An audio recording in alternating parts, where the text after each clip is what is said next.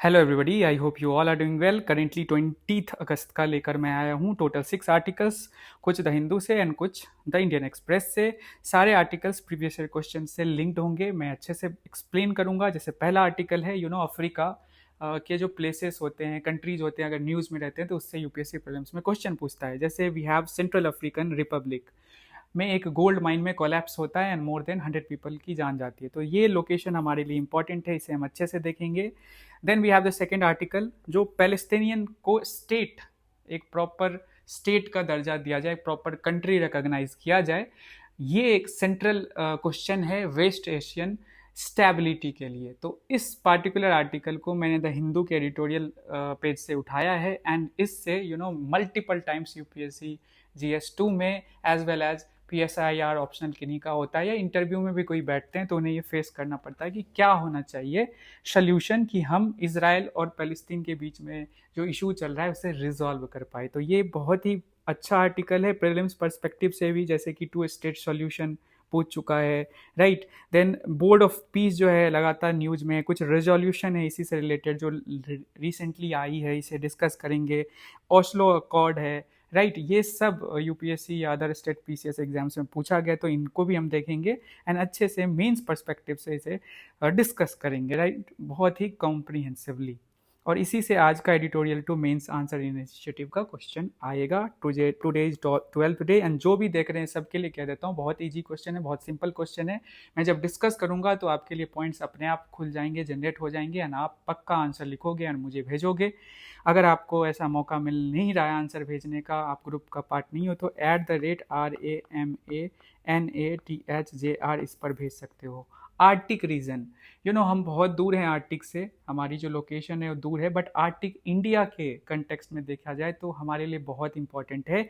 UPSC mains में I think GS1 में previous year question पूछा जा चुका है आर्टिक जो इंटरेस्ट है इंडिया का, तो उसी से रिलेटेड ये आर्टिकल है और इसे हम कॉम्प्रिहेंसिवली अच्छे से मल्टीपल एंगल, मल्टीपल डायमेंशन से डिस्कस करने वाले। देन वी हैव जो पॉलीगेमी का प्रैक्टिस है अंडर मुस्लिम पर्सनल लॉ, इस पर क्वेश्चन मार्क लगा है सुप्रीम कोर्ट के अंदर और इस पर आप देखते हैं सुप्रीम कोर्ट क्या डिसीजन लेती है। रिलीजन जो है, freedom of religion under article 25 versus article 14 right to equality, article 15 जो कि डिस्क्रिमिनेशन के अगेंस्ट हमें पावर देता है। देन आर्टिकल 21 जो dignity, right to life and dignity, वो इंश्योर करता है। तो इसके बीच में एक टसल है, तो इसको भी हम समझेंगे क्या है proper section 2 of Muslim personal application act 1937। इन सारी चीज़ों को अच्छे से देखेंगे, राइट। इसको आप कनेक्ट कर सकते हो GS2 से, राइट, फंडामेंटल राइट्स या पर्सनल लॉज जो है under freedom of religion. Then जो कोकिंग कोल है ना, ये न्यूज़ में है और ये हमारे you will see in UPSC prelims as well as mains. Prelims में तो खास करके कि एक डेटा दे देता है कि स्टील प्रोडक्शन में हमारी क्या रैंकिंग है, स्टेट पीसीएस में भी ये पूछता है, तो उसी से जुड़ा ये आर्टिकल है, थोड़ा सा एक्सप्लेन करूंगा। और कोकिंग कोल का जो है इम्पोर्ट हम बहुत ज़्यादा करते हैं, हम इंडिया दुनिया का सेकेंड लार्जेस्ट स्टील जो क्रूड स्टील है प्रोडक्शन कर रहे हैं। तो इसके प्राइसेस में या इसके सप्लाई चेन में डिस्ट्रप्शन आया है, तो इससे इम्पैक्ट स्टील प्रोडक्शन पे पड़ा है, तो इसे अच्छे से देखेंगे। एंड नेक्स्ट आर्टिकल सिंपल सा है, कोकोनट से रिलेटेड। ये डेटा ओरिएंटेड आर्टिकल है। इंडिया लार्जेस्ट कोकोनट प्रोड्यूसर बन गया है दुनिया का, राइट। यूपीएससी प्रीलिम्स में ऐसे क्वेश्चन आते हैं ना कि रैंकिंग क्या है दुनिया में, मतलब इंडिया का when it comes to agriculture production, and state PCS में भी ये इंपॉर्टेंट होगा, तो ये भी हम देखेंगे। चलो इजी वाले करते हैं पहले, बहुत सिंपल है, यहीं से स्टार्ट करते हैं, फिर आएंगे एक एक करके, मतलब मज़ेदार बनाना है। सबसे पहले जान लो कि इंडिया दुनिया का सबसे बड़ा कोकोनट प्रोड्यूसर बन गया। कोकोनट प्रोडक्शन में इंडिया रैंक 1 आया है। फर्स्ट 3 कंट्रीज कौन से हैं, आप इसका नोट्स बना लेना। First one is India, second one is Indonesia and third is Philippines. ये लिख लेना, मतलब रैंकिंग पूछी जाती है इस तरीके से, इंडिया, इंडोनेशिया एंड फिलीपींस, ठीक है। सेकेंड थिंग इज जो है केरला हाईएस्ट एरिया कल्टीवेशन होता है when it comes to coconut. Tamil Nadu highest produce करता है। देखो एरिया डजंट मीन कि ज़्यादा एरिया है तो प्रोडक्शन भी हमेशा ज़्यादा ही होगा, तो तमिलनाडु में ज़्यादा प्रोडक्शन होता है कोकोनट का। और जब प्रोडक्टिविटी की बात की जाए, मतलब कम एरिया में ज़्यादा प्रोडक्शन की बात की जाए, तो आंध्रा का रैंक है। तो फर्स्ट थिंग इज सबसे ज़्यादा प्रोडक्शन तमिलनाडु करता है।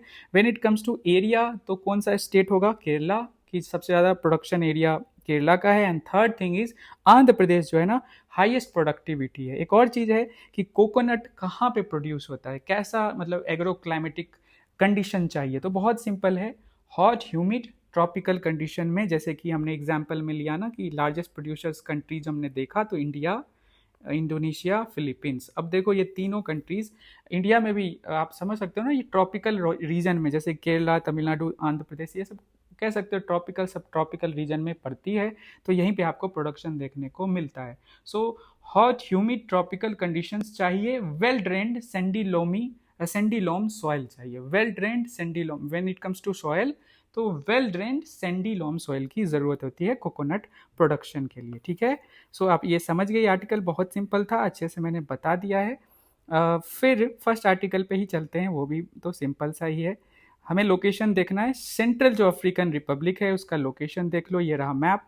बट बहुत सिंपल है, we have this particular Cameroon है, कैमरून पे क्वेश्चन पूछ चुका है क्या, डेमोक्रेटिक रिपब्लिक ऑफ कॉन्गो, ये 2023 का आई गेस क्वेश्चन है कि क्या जो है वन ऑफ द कंट्रीज है जिसके थ्रू कैमरून मतलब कि के थ्रू क्या दिस पार्टिकुलर रिवर पासेस, क्या उसका बेसिन है इस पार्टिकुलर रिवर का, यही था क्वेश्चन। आई थिंक मोटा मोटी अप्रॉक्स में मैं ये बता रहा हूँ, तो ऐसा क्वेश्चन आया था। तो Africa has been a favourite area UPSC prelims perspective से, और इस पार्टिकुलर कंट्री का लोकेशन हम देखेंगे तो और क्लैरिटी आएगी।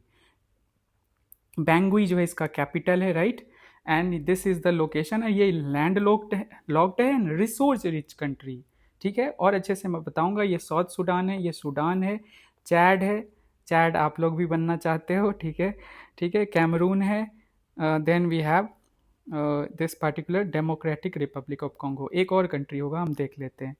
देख लो, ये प्रॉपरली मैंने बता दिया, कैमरून है, चैड है, सूडान है, Cameroon, Chad, Sudan, South Sudan, Democratic Republic of Congo and Republic of Congo, ROC, ठीक है। रिसोर्स रिच कंट्री मैंने बोला, थोड़ा सा जान लो सेंट्रल अफ्रीकन रिपब्लिक में, आगे हम बताएंगे एग्जैक्टली क्या हुआ है। कि एक तो सेंट्रल अफ्रीका में लोकेटेड है, कैपिटल बैंगुई है, लैंड लॉक्ड कंट्री है। नेबर्स मैंने बोला 1 2 3 4 5 6, टोटल 6 कंट्रीज हैं जो नेबर हैं, मतलब नेबर्स में काउंट करे जाएंगे सेंट्रल अफ्रीकन रिपब्लिक के। एंड रिसोर्सेज हैं gold, diamonds, uranium, iron ore. अब देखो सिंपल है कि पिछड़ा कंट्री है अफ्रीका में, मोस्ट ऑफ द कंट्रीज आपको पता है कि बिलो पॉवर्टी लाइन, मतलब हम अपने कंटेक्स्ट में कहें तो बहुत ऐसे कंट्रीज हैं जहाँ पे बहुत अभाव है, रिसोर्सेस हैं उनके पास, टेक्नोलॉजी नहीं है, इन्वेस्टमेंट नहीं है प्रॉपरली। तो अब जो है ना, जो गोल्ड माइंस हैं इन कंट्रीज़ में, तो मोस्टली जो गोल्ड माइंस में जो गोल्ड का एक्सट्रैक्शन होता है ना, it happens through unsafe artisanal mining. Unsafe artisanal mining का क्या मतलब है, बहुत इजी टर्म है कि आप क्या कर रहे हो कि स्मॉल स्केल माइनिंग कर रहे हो bye individuals using simple tools and simple technology. जब आप सिंपल टूल्स, सिंपल टेक्नोलॉजी जब लिट छोटे लेवल पे करते हो, स्मॉल स्केल पे करते हो माइनिंग इस तरह से, तो उसे अनसेफ आर्टिसनल माइनिंग कहा जाता है। मतलब कह लो आर्टिसनल माइनिंग, बट अनसेफ होता है बिकॉज आप रेगुलेशंस को फॉलो अच्छे से नहीं करते। तो हुआ क्या कि एक माइन था, जम्बोयो रीजन है, मतलब जम्बोयो विलेज आई गेस, आवा एरिया है, and this is particular province नाना मेम्बरे प्रेफेक्चर, ये लिख लेना, नाना मेम्बरे प्रेफेक्चर वेस्टर्न सेंट्रल अफ्रीकन रिपब्लिक में है, ये इस पार्टिकुलर जोन में है, ठीक है। नाना मेम्बरे प्रीफेक्चर, ठीक है, दिस पार्टिकुलर रीजन में एक एरिया है आबा एरिया, और आबा एरिया में एक विलेज है जम्बोया। यहाँ पे क्या हुआ, गोल्ड माइन जो कि क्या था, अनसेफ आर्टिसनल माइनिंग पे बेस्ड था, वो कोलैप्स करता है, मोर देन 100 पीपल की जान चली जाती है, ठीक है, ठीक है, समझ गए। वेस्टर्न दिस पार्टिकुलर रीजन, इस रीजन में मतलब है वो, इतना डेप्थ में नहीं जाना है, ऊपर से ही मैं बता रहा हूँ, इतना आपको समझ लेना कि वेस्टर्न रीजन में था। और पूछेगा ये location and match the following करके कंट्री पूछेगा, ये हो सकता है, ये आबा एरिया पूछ दे बहुत से, समझ गए। और गोल्ड, डायमंड, यूरेनियम, आयरन और ये सारे रिसोर्सेस इस कंट्री में है। तो हमारे लिए इतना ही है। इसके लैंडलॉक कंट्री है, रिसोर्स रिच कंट्री है। यहाँ पे क्या होता है, माइनिंग किस तरह से होती है, माइनिंग होती है यहाँ पे सिंपल आर्टिसनल माइनिंग, और वो अनसेफ होती है, गवर्नमेंट अच्छे से उसे रेगुलेट नहीं करती है, जिसकी वजह से अगर उसमें कोई इशू आता है तो लोगों की जान जाती है।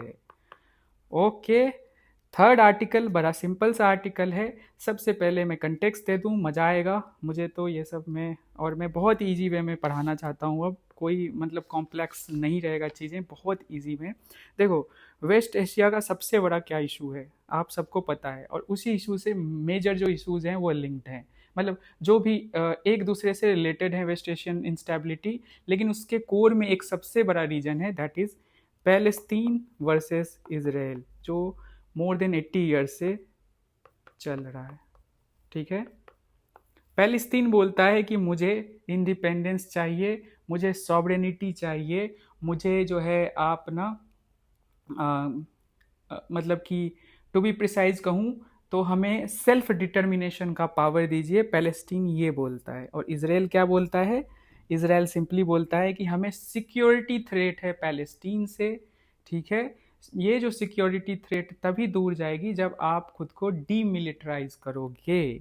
So the point is, Israel चाहता है कि पैलेस्तीन डीमिलिटराइज, जैसे कि हमास जो कि गाजा स्ट्रिप में मतलब एक्टिव है, तो उससे एक्सपेक्ट करता है कि डीमिलिटराइज खुद को कर ले और इस डिसआर्मामेंट की तरफ बढ़े। इससे क्या होगा कि इसराइल की सिक्योरिटी में कोई इशू नहीं आएगा। एंड इसराइल का ये इशू है जो ये वो रेज करती रही ओवर द ईयर्स। पैलेस्टीन ये कहता रहा है कि उन्हें सॉवरेनिटी दे।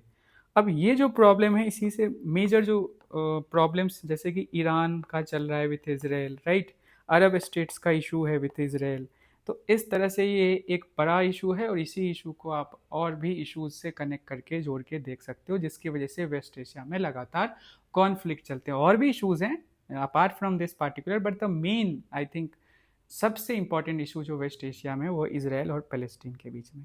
दोनों को क्या क्या चाहिए आपको समझ में आ गया। देखो, पैलेस्टीन जो है एज अ टेरिटरी बटा हुआ है, वेस्ट बैंक है, गाजा है एंड ईस्ट जेरूशलेम है। तीन रीजन मतलब कि पैलेस्टीन कहता है कि ये मेरा है। On the other hand Israel जो है वो खुद को एक्सपेंड करता रहा है over the years multiple wars के through, this is a fact. तो जो टेरिटोरियल डिस्प्यूट है वो भी एक बड़ा इशू है। तो पॉइंट इज, चलो इसको हम डिस्कस करते हैं कि अगर आपको वेस्ट एशिया में स्टेबिलिटी लानी है तो ये वाला प्रॉब्लम आपको रिजॉल्व करना पड़ेगा। और पैलेस्टीन को सॉवरेनिटी देने का क्या मतलब है कि पैलेस्टीन को एक सेपरेट कंट्री, स्टेट कह लो, कंट्री कह लो, हम रिकग्निशन दे रहे हैं। This is the thing, India पहले ही दे चुका है, इसराइल भी इसको दे, एंड जो है पीसफुली को एग्जिस्ट करे दोनों पार्टिकुलर कंट्रीज। ओके, सो हम ना इस पूरे प्रॉब्लम को समझने की कोशिश करेंगे फ्रॉम 70-80 ईयर्स क्यों नहीं रिजॉल्व हुआ है, क्या कोर इशूज हैं। The first issue is statehood का, कि पैलेस्टीन को सेपरेट स्टेट का रिकग्निशन, कि वो एक सेपरेट कंट्री बन पाए, वो अभी तक नहीं दिया गया है, जिसकी मांग वो करती रही है, मतलब सॉवरेन कंट्री वो बन पाए। ठीक है, फिर सिक्योरिटी सॉवरेनिटी डिलीमा, इसराइल जो है वो प्रायोरिटाइज करता है सिक्योरिटी को, अपनी सिक्योरिटी को। उसको लगता है कि पैलेस्टीन जो है उसके ऊपर अटैक करेगा। इनफैक्ट एक अटैक हुआ भी था 2023 में, इसमें कोई दो राय नहीं है। और डीमिलिटराइजेशन, जैसे कि हमास एक बॉडी है जो कि पैलेस्टीन मतलब कि रीजन में है, तो उसको डीमिलिटराइज करो। तो while Palestine seeks self determination and sovereignty, on the other hand Israel prioritise करता है सिक्योरिटी एंड डीमिलिटराइजेशन को। टेरिटोरियल डिस्प्यूट भी है, जैसे वेस्ट बैंक है, गाजा है, ईस्ट जेरूशलेम है, and settlements and borders remain contested. दोनों पार्टिकुलर जो ये स्टेक होल्डर्स हैं, दोनों का इन पूरे रीजन में जो आपने नाम सुना ना, इस पे कितना किसका होना चाहिए अधिकार, इस पे आज भी डिस्प्यूट चल रहा है। पॉलिटिकल फ्रेगमेंटेशन, पैलेस्टीन जो है ना, मैंने मैप नहीं लिया, ये गलती कर दी मैंने। आपने देखा होगा this is West Bank, this is east Jerusalem और वेस्ट बैंक। तो पैलेस्टीन जो है ना फ्रेगमेंटेड है, इसराइल की तरह इस तरह से उसकी टेरिटरी नहीं है, तो कुछ हिस्सा इधर है कुछ इधर है, तो एक यूनिफाइड पैलेस्टीन आपके पास नहीं है। तो ये भी एक इशू है। और रीजनलाइजेशन, अब ये जो कॉन्फ्लिक्ट है ना वो लिंक्ड है ईरान इसराइल राइवलरी से, हेजबोल्ला जो एक्टिव है इन Lebanon, and wider Arab Israel जो रिलेशंस हैं, इसको भी ये मतलब कि फ्यूल करता है। इसराइल हमेशा से ही अरब स्टेट्स हमेशा से ही फ़लस्तीन को सेपरेट स्टेट के तौर पे दर्जा देना चाहते हैं, उनकी ग्रेटर ऑटोनॉमी के लिए वो एडवोकेसी करते आए हैं। तो इसराइल और अरब रिलेशंस जो ख़राब होते हैं तो उसके पीछे का ये भी रीज़न है।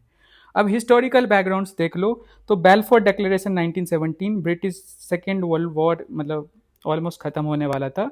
ब्रिटिश ने सेपरेट ज्यूज़ जो लोग हैं ना, जूइश लोग हैं, यहूदी लोग हैं, उनके लिए सेपरेट एक नेशनल होम की मतलब उसको सपोर्ट किया था इन पैलेस्टीनियन रीजन में जो पहले हुआ करता था।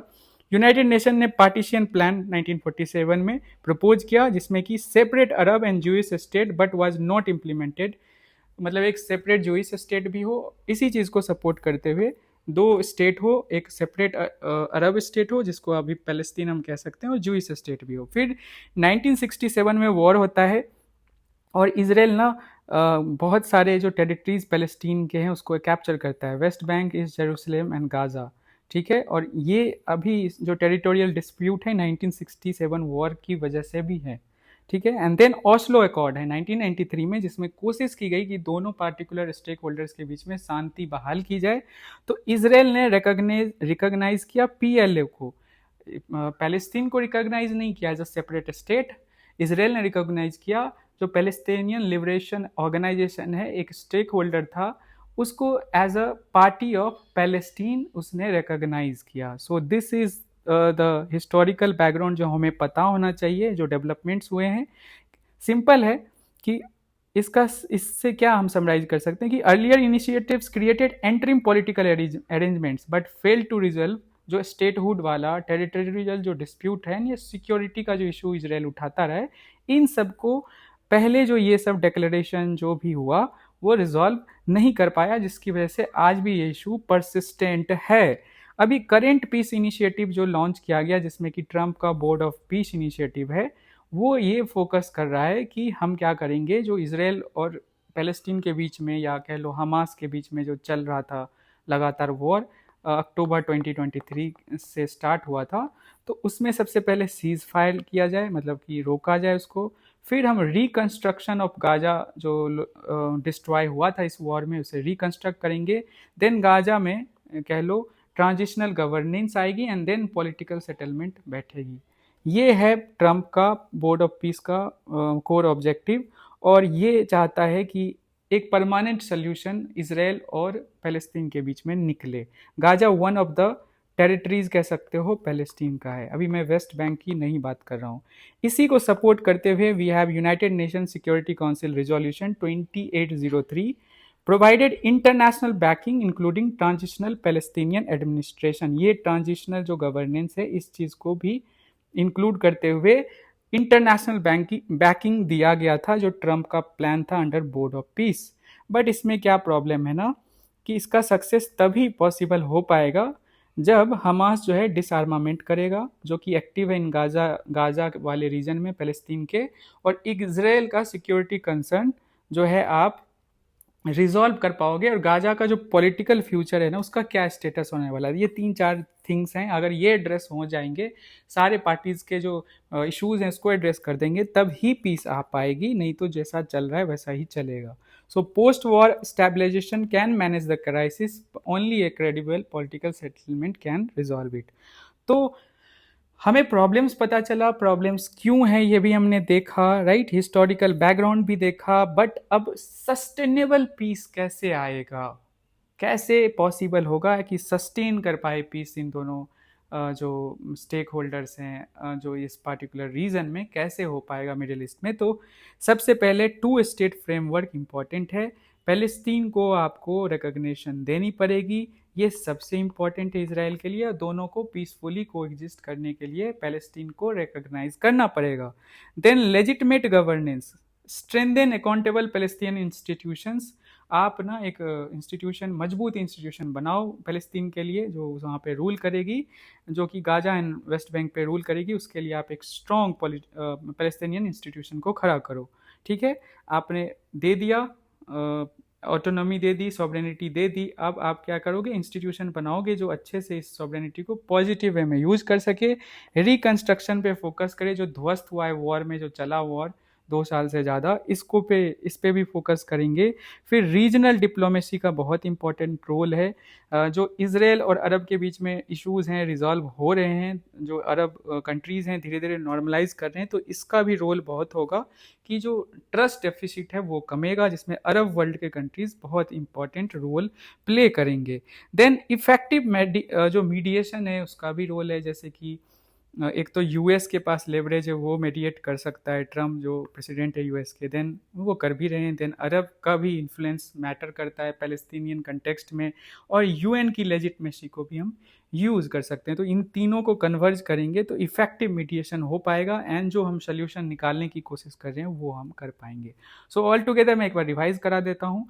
वेस्ट एशियन कंट्रीज़ के अंदर अगर स्टेबिलिटी लानी है तो एक बड़ा लार्जर प्रॉब्लम है कि पैलेस्टीन को स्टेटहुड मिले। स्टेटहुड मिलने के साथ साथ क्या होगा, अच्छी स्ट्रॉन्ग इंस्टीट्यूशंस उनको मिले, उन इंस्टीट्यूशन के थ्रू ट्रांसपेरेंसी, रिकंस्ट्रक्शन, ये सारी चीज़ें होंगी, गुड गवर्नेंस। एंड देन ये जो पूरा मीडिएशन का प्रोसेस होगा उसमें अरब जो लीग है, अरब कंट्रीज़ हैं, यूनाइटेड स्टेट्स है, यूनाइटेड नेशन है, इन सब का इंपॉर्टेंट रोल होगा।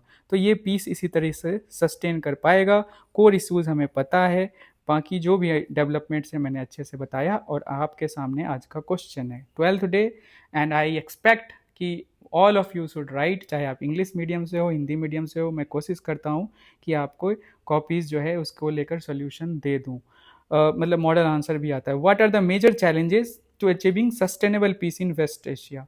मेजर चैलेंजेस क्या है, ठीक है, एंड उसके अलावा किस तरह से उसे मेजर कर सकते हो।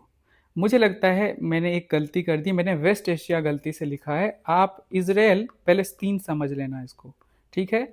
मैं फिर से रिपीट करता हूँ, वेस्ट एशिया में और भी इशूज है ना, बस ये नहीं है ना, मेरे एंड से ये गलती हो गई, मैं इसको करेक्ट कर दूंगा।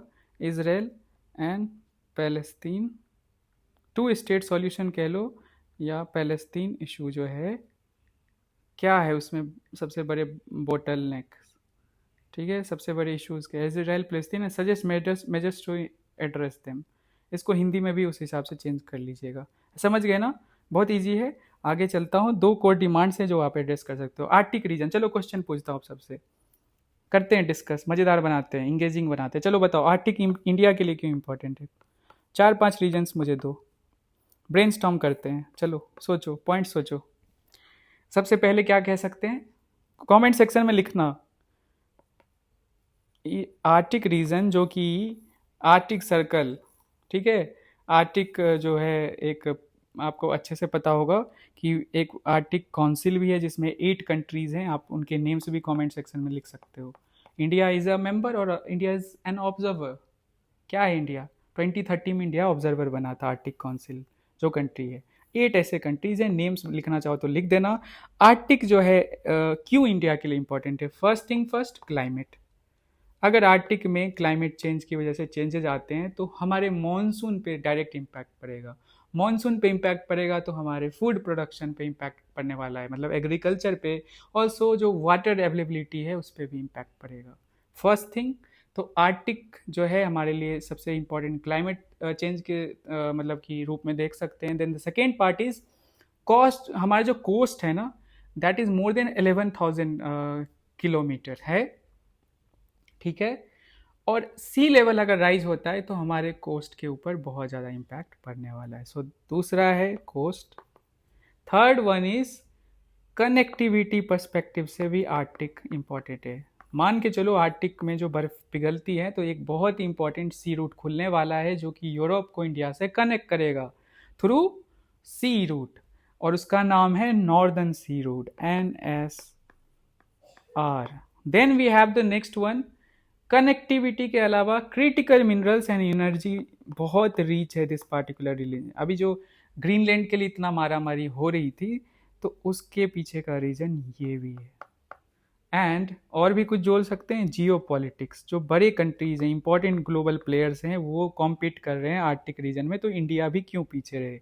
Climate, coast line, connectivity, critical minerals plus energy, geopolitics, ये 4-5 रीजन्स हैं जिसकी वजह से इंडिया के लिए मायने रखते हैं कि हमें इसके तरफ ध्यान देना चाहिए अगर हमें जो है आर्टिक रीजन की वजह से जो फ़ायदा होने वाला है हमारे लिए। जीएस मेंस में डायरेक्ट क्वेश्चन पूछा जा चुका है। ओके, सो सिंपली अभी क्या हुआ, कंटेक्स्ट दे देता हूँ। जो एक पार्लियामेंट्री स्टैंडिंग कमेटी रिपोर्ट आई जिसमें कहा गया कि इंडिया का जो रोल एंड प्रेजेंस है ना इन आर्टिक एंड अंटार्कटिक रीजन्स, जिसके लिए हमने मतलब हमारा इंटरेस्ट है, बट हम जिस हिसाब से इन्वेस्ट कर रहे हैं, चाहे इंस्टीट्यूशनल लेवल पे हो, फाइनेंशियल लेवल पे हो, टेक्नोलॉजिकल लेवल पे हो, वो जिस हिसाब से हमारे एम्बिशंस हैं और जिस हिसाब से हम इन्वेस्ट कर रहे हैं उसमें बहुत बड़ा गैप है। ये रिपोर्ट आई है स्टैंडिंग कमेटी पार्लियामेंट की, उसने ये बताया है। ठीक है, इसी को ध्यान में रखते हुए इस आर्टिकल को डिस्कस करेंगे। सबसे पहले क्यों आर्टिक इंपॉर्टेंट है, सबसे पहले क्लाइमेट एंड मॉनसून मैंने बताया ही। सी लेवल राइज से हमारे कोस्ट लाइन पे इम्पैक्ट पड़ेगा। इमर्जिंग मेरी टाइम रूट, ये भी हमारे लिए इंपॉर्टेंट है, मैंने बोला ना, नदर्न सी रूट। ठीक है, यूरोप और इंडिया के बीच में कनेक्टिविटी बढ़ेगी, इसलिए भी energy and critical minerals perspective से हम देख सकते हैं, एंड जियो पॉलिटिक्स, मैंने ये 4-5 पॉइंट्स आपको बताए। ठीक है, अब इंडिया का जो एग्जिस्टिंग प्रेजेंस है ना आर्टिक पे बहुत पुराना है। पहले तो इंडिया ने सेवल बर्ड ट्रीटी को का मतलब कि ओरिजिनल सिग्नेटरीज में से वन ऑफ द कंट्रीज है। अब सेवल बर्ड जो ट्रीटी है ना, नॉर्वे को सॉवरेनिटी देता है कि सेवल बर्ड एक आर्कीपेलगो है और नॉर्वे की सॉवरेनिटी है, मतलब कि इंडिया इस चीज़ को एक्सेप्ट करता है। India is one of the signatory, जिसकी वजह से इंडिया नॉर्वे रिलेशन भी बेटर हैं over the years. Then Himadri India का इम्पोर्टेंट परमानेंट रिसर्च स्टेशन है, जो कि सेवल बर्ड जो मैंने बोला था जहाँ पे रिसर्च वगैरह किया जा सकता है, राइट। तो वो मतलब कि इंडिया का एक परमानेंट आर्कटिक रिसर्च स्टेशन है। 2008 में ही इसको जो है एस्टैब्लिश किया गया था।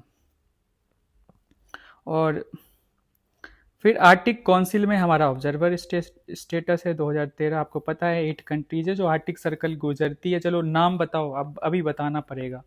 और इंडिया का सेपरेट आर्टिक पॉलिसी भी आया। ठीक है, तो आर्टिक पॉलिसी में हमने क्या फोकस किया कि इंडिया का इंगेजमेंट जो है वो बढ़ाएंगे। और इंगेजमेंट जो बढ़ाएंगे किन लेवल्स पे बढ़ाएंगे, देखो, science, climate, environmental protection, economic cooperation and governance. मतलब हम इन चीज़ों पर फोकस करते हुए इंगेजमेंट बढ़ाने वाले हैं इस पार्टिकुलर रीजन में। तो हमारी एक सेपरेट आर्टिक पॉलिसी आ गई। ठीक है, लेकिन अभी इस आर्टिकल में कहा गया कि कोर गैप है, हमारे एम्बिशंस मैच नहीं करते जो हम प्रयास कर रहे हैं कि आर्टिक जो है रीजन पे हमारी प्रेजेंस बढ़े। लो फंडिंग, सबसे पहले फंडिंग का इशू है, ये डेटा आप यूज कर सकते हो। इंस्टीट्यूशनल फ्रेगमेंटेशन, आर्टिक रिलेटेड जो रिस्पॉन्सिबिलिटीज है स्प्रेड अक्रॉस मल्टीपल डिविजन्स को आर्टिक रिलेटेड जो है मतलब दिया गया है, कार्यभार जो दिया गया ना आर्टिक रिलेटेड जो हम चीज़ें कर रहे हैं, हमारी जो महत्वाकांक्षाएं हैं ना, उसके लिए आपके पास एक सिंगल बॉडी नहीं है। No dedicated senior leadership, the committee recommended a polar ambassador होना चाहिए, हमारे पास एक पोलर एम्बेसडर होना चाहिए, एक सीनियर लीडरशिप जो लीड करके आर्टिक में हमारी प्रेजेंस को बढ़ाने के लिए काम करे, वो भी नहीं है। रिसर्च वेसल का डेफिसिट है, पोलर रिसर्च वेसल जो होता है वो जो है 2014 में सेंक्शन किया गया था, अभी तक पेंडिंग है। पोलर रिसर्च वेसल क्या करेगा, पोलर रीजन में जो पोलर सी है उसमें मूव करता है और जो भी एनवायरनमेंट क्लाइमेट से रिलेटेड रिसर्च है वो करता है। ठीक है, तो वो उसका भी डेफिसिट है। और जो कैपेबिलिटी है एज कम्पेयर टू चाइना हम बहुत पीछे हैं, इस चीज़ को भी हाईलाइट किया गया है। सो देर आर 4-5 पॉइंट्स जहाँ पे आपको गैप दिखता है फंडिंग में। इंस्टीट्यूशनल फ्रेगमेंटेशन, जो कार्यभार दिया गया है अलग अलग बॉडीज़ को, डिविजन्स को, हमारे पास एक पोलर एम्बेसडर होना चाहिए, तो एक उससे क्या मिलेगा, हमें एक सीनियर लीडरशिप मिल जाएगी। रिसर्च वेसल भी हमारे पास नहीं है एडिक्वेट, जिससे कि हम रिसर्च कर पाए, उस रीजन के बारे में और जान पाए, क्लाइमेट चेंज के बारे में और समझ पाए और इसका क्या इम्पैक्ट पड़ने वाला है हमारे मॉनसून पे, या बहुत सारी ऐसी चीज़ें हैं, राइट, रिलेटेड चीज़ें। देन चाइना के कंपेयर में हम बहुत पीछे हैं। तो इसका सोल्यूशन क्या है, हमें स्ट्रेंथन करना चाहिए इंस्टीट्यूशंस को। हमारे बोला पोलर एम्बेसडर जिसकी बात की गई, ये हमारे को ज़रूरत है। और inter ministerial coordination, this particle जो फ्रेगमेंटेशन है, इंस्टीट्यूशनल फ्रेगमेंटेशन, जो इंस्टीट्यूशनल फ्रेगमेंटेशन है और नो डेडिकेटेड सीनियर लीडरशिप है, उसको एड्रेस करने के लिए we have to strengthen institution और कोऑर्डिनेशन बढ़ानी पड़ेगी। रिसर्च वेसल की जो कैपेसिटी है उसे मतलब कि स्ट्रेंथन करने की ज़रूरत है। ठीक है। देन इंक्रीज इन्वेस्टमेंट जो है आर्टिक रीजन में हमें इन्वेस्ट करना पड़ेगा सो दैट हम सिक्योर कर पाए क्लाइमेट, इकोनॉमिक एंड स्ट्रैटेजिक जो हमारे इंटरेस्ट हैं, हमें डिपेंड करना पड़ेगा पार्टनरशिप विद दिस कंट्रीज, ठीक है। And maintain A rules based approach, ये भी ध्यान में रहे कि हम ना इस पूरे भागा दौड़ी में रूल्स जो है बेस्ड ऑर्डर को ही ना डिनाई कर दे। Then we have this article, बहुत सिंपल सा आर्टिकल है, बहुत इजी वे में मैं बता देता हूँ बहुत कम समय में। सिंपली समझो कि इंडिया में क्या है कि बहुत सारे रिलीजन एग्जिस्ट करते हैं एंड आर्टिकल 25 क्या देता है, freedom of religion. Freedom of religion, अब फ्रीडम ऑफ रिलीजन में क्या है ना, जो रिलीजन से खास करके जो माइनॉरिटीज़ वाले रिलीजन है उनको अपने हिसाब से चीज़ें करने का अधिकार दिया है, one of the fundamental rights है, right. But these rights are not absolute, मतलब ये सबके लिए है, ऐसा नहीं है कि जो मेजोरिटी कम्युनिटी है उसके लिए नहीं है, सबके लिए। बट ये आपको कुछ फ्रीडम्स देता है, but these are not absolute. State जो है टाइमली इसमें जो है ना रेस्ट्रिक्शंस लगा सकता है, ये ध्यान में रहे, ठीक है। अब देखो फ्रीडम ऑफ रिलीजन के बेसिस पे ही जो मुस्लिम कम्युनिटी है उनका जो मैरिज से रिलेटेड मैटर है वो गवर्न होता है अंडर एक पार्टिकुलर एक्ट जो कि फ्रीडम से पहले ही आ गया था, जिसका नाम है मुस्लिम पर्सनल लॉ शरीयत एप्लीकेशन एक्ट 1937। मैं फिर से रिपीट करूंगा, फ्रीडम ऑफ रिलीजन के बेसिस पे मुस्लिम जो कम्युनिटी है उसकी जो मैरिज वगैरह से रिलेटेड जो चीज़ें हैं वो गवर्न होती है मुस्लिम पर्सनल लॉ से। एग्जैक्ट नाम क्या है, द मुस्लिम पर्सनल लॉ शरीयत एप्लीकेशन एक्ट 1937। उसके अंदर सेक्शन 2 है जिसमें कि आप जो है मतलब मुस्लिम जो मेल है वो पॉलीगैमी जो प्रैक्टिस है वो वैलिडेट किया गया है, ठीक है। ये पूरा आर्टिकल पॉलीगैमी जो मुस्लिम कम्युनिटी के बीच में है और कैसे टसल है, there is a tussle between article 25 and article 14, 15, 21। तो ये बताता है एक तरफ पॉलीगैमी का प्रैक्टिस, सेक्शन 2 जो मुस्लिम पर्सनल लॉ है 1937 का, वो एक तरह से इस चीज़ को मतलब अलाउ करता है इन मुस्लिम कम्युनिटी। अब इसी चीज़ को जो है सुप्रीम कोर्ट में उठाया गया, मल्टीपल टाइम्स पहले भी उठाया गया था लेकिन फिर से उठाया गया है और इसको चैलेंज किया गया है कि ये पार्टिकुलर जो प्रोविजन है पॉलीगेमी का under this personal law section 2 वो इट इज़ अगेंस्ट जो फ्रीडम ऑफ जो मतलब हमारे इंपॉर्टेंट फंडामेंटल राइट्स हैं, जैसे कि फॉर एग्जांपल आर्टिकल 14 जो राइट टू इक्वालिटी देता है, 15 हमें डिस्क्रिमिनेशन से रोकता है एंड आर्टिकल 21 जो कि क्या लाइफ एंड जो आपकी डिग्निटी है उसे इंश्योर करता है। तो इस बेसिस पे इसे चैलेंज किया गया है और इसलिए ये न्यूज़ में है। वैसे मुस्लिम जो कम्युनिटी से रिलेटेड जो मतलब कि मल्टीपल सुप्रीम कोर्ट जजमेंट्स आए हैं तो उन्होंने जो मैरिज से रिलेटेड चीज़ें हैं उसे टच किया है, बट पॉलीगैमी पे आज तक कोई ऐसा सब्सटेंटिव जजमेंट नहीं आया और वो प्रैक्टिस चलता ही आता रहा। तो एक तरह से इसे चैलेंज किया गया है। मैं बता दूं कुछ केसेस हैं, सरला मुदगल केस 1995। वैसे ये केसेस हिंदू कम्युनिटी से भी रिलेटेड हैं, जैसे पॉलीगैमी प्रैक्टिस अलाउड है मुस्लिम कम्युनिटी में। तो क्या होता था कि कुछ हिंदूज जब एक से अधिक शादी करते थे and they use to convert in Islam, तो उनको लगता था कि इससे क्या होगा कि क्योंकि मुस्लिम में पॉलीगैमी अलाउड है तो एक मेल जो हिंदू कम्युनिटी से आता था या अदर देन मुस्लिम कम्युनिटी से आता था वो शादी करता था, तो उनको होता था कि कानून से हम इस तरह से बच जाएंगे। बिकॉज हिंदू पर्सनल जो लॉ है या कह लो Hindu marriage act I think 1955 जिसे कोडिफाई कर दिया गया, मतलब हिंदू कम्युनिटी के लिए जो मैरिज से रिलेटेड चीज़ें प्रॉपर कोडिफाई कर दिया गया है, तो उसमें पॉलीगैमी अलाउड नहीं है, एक से ज़्यादा आप शादी नहीं कर सकते हो। तो थिंग इज उस चीज़ को यूज़ किया जा रहा था। तो सरला मुदगल केस में कहा गया कि conversion to Islam can not be use by Hindu husband to circumvent the existing marriage and contract another marriage, मतलब आप कन्वर्ट होकर दूसरी शादी नहीं कर सकते हो। लिली थॉमस केस 2000 एक और लिली थॉमस केस है, बट दिस पार्टिकुलर केस इसमें क्या कहा गया कि reaffirm that conversion does not automatically dissolve the existing Hindu marriage. ठीक है, इसमें क्लियरली कहा गया, अगेन वही जो कन्वर्ट होके शादी करना ताकि इस्लाम में आ जाएंगे तो पॉलीगैमी है, तो उसी से रिलेटेड स्टेटमेंट है। Then we have Saira Bano case 2017, ये तो ट्रिपल तलाक जो है उसको इनवैलिडेट करता है। तो मुस्लिम जो अधिकार मिले हैं अंदर मुस्लिम पर्सनल लॉ तो उस पर मल्टीपल जजमेंट्स आया है, बट पॉलीगैमी पे आज तक कोई केस जो है नहीं लड़ा गया था, मतलब सब्सटेंटिव कुछ नहीं आया, तो इसी चीज़ को अब सुप्रीम कोर्ट पे जजमेंट अब देखो देती है, क्या करती है ये हम आगे देखेंगे। तो पूरा फाइट है आर्टिकल 25 वर्सेस 14, 15 एंड 21। मेंस में क्वेश्चन आता है, यूपीएससी प्रीलिम्स में आता है, तो उस पर आपको एक क्लैरिटी मिल गई होगी। आर्टिकल 44 भी क्या कहता है, यूनिफॉर्म सिविल कोड की बात करता है। ये आर्टिकल बहुत सिंपल है, बहुत इजी है। जब सब समझो कि इंडिया दुनिया का सबसे मतलब सेकंड क्रूड स्टील प्रोडक्शन करता है, फर्स्ट नंबर पे चाइना है, ठीक है। क्रूड स्टील प्रोडक्शन के लिए you need first coking coal, और कोकिंग कोल्स को आप जब ऑक्सीजन के अभाव में, in the absence of oxygen, जब आप बर्न करते हो वेरी हाई टेम्परेचर पे, तो कोल बनता है। और कोल क्या है, कार्बन रिच फ्यूल है, ठीक है, जो कि कोकिंग कोल से हम बनाते हैं। कोकिंग कोल हमारे पास इंडिया में अवेलेबल नहीं है, 95% हम क्या करते हैं, इंपोर्ट करते हैं। अब ये जो जो कोक बनाते हैं ना, मैंने कोल बोल दिया, कोकिंग कोल को जब हाई हाई टेम्परेचर पे आप बर्न करते हो तो कोक बनता है, और इस कोक से हम क्या करते हैं, जो आयरन है, जो स्टील प्रोडक्शन होता है, तो उसके लिए बहुत हाई टेम्परेचर चाहिए, तो जब इसे बर्न करोगे ना तो बहुत हाई टेम्परेचर आप अचीव करते हो।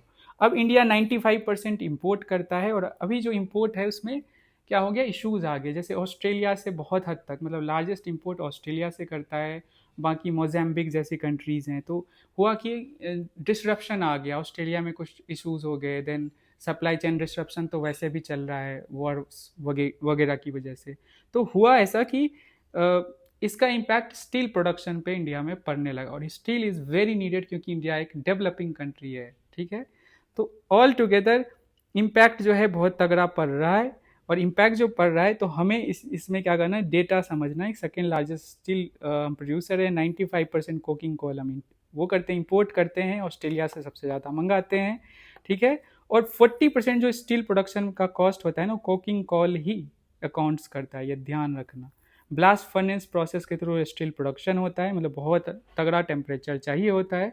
सो ऑल टुगेदर इसी चीज़ को देखते हुए पॉलिसी रिस्पॉन्स भारत सरकार ने लिया, और अंडर एमडी जो मिनरल्स, माइंस एंड मिनरल्स, जो MMDR हमने फ्रेमवर्क देखा है मल्टीपल टाइम, तो कोकिंग कोल को क्रिटिकल एंड स्ट्रेटेजिक मिनरल के अंडर कैटेगरी में डाल दिया गया, एंड फोकस किया गया कि इंडिया के अंदर ही हम इसको प्रोड्यूस कर पाए अगर पॉसिबल हो। एक्सप्लोरेशन पे फोकस किया गया, इंपोर्ट डिपेंडेंस कम किया जाए। सो ऑल टुगेदर यही आर्टिकल है, और इम्पैक्ट क्या है, बहुत ईजी है कि मार्जिन स्क्वीज होगा, जो स्टील कंपनी है उनके लिए लागत ज़्यादा हो रही है, इंपोर्ट करने की प्राइस बढ़ रही है। देन कैपेसिटी एक्सपेंशन, कोई स्टील कंपनी जो है एक्सपेंड करने का नहीं सोचेगी क्योंकि प्रॉफिट उतनी नहीं हो रही है। इंपोर्ट वल्नरेबिलिटी जो है हमारी बरकरार है ही, हमारी जो इंपोर्ट रिक्वायरमेंट है वो और ग्रो होता जा रहा है, राइट। एक समय में क्या था कि 2-3 मिलियन टन हम 26-27 में, coking coal imports are expected to rise by 2-3, मतलब ये बढ़ता ही जाएगा 64 मिलियन टन के तरफ। एंड सप्लाई सोर्स पैटर्न भी हमें, हमारे जो है ऑस्ट्रेलिया डोमिनेट करता है, यहाँ इशू हुआ तो हमें दिक्कत हो गई। रशिया, मोज़ेम्बिक, यूएसए से भी हम ला सकते हैं, मतलब लाते हैं, और इसको और डाइवर्सिफाई कर सकते हैं। तो सोल्यूशन वही होगा, एक तो खुद का प्रोडक्शन कीजिए within the country, coking coal का खोजिए एंड एक्सप्लोर करके निकालिए। दूसरा, डाइवर्सिफिकेशन पे फोकस कीजिए, ठीक है।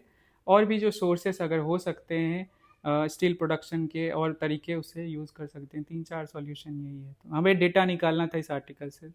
That's it, thank you so much, bye, take care, मिलते हैं कल।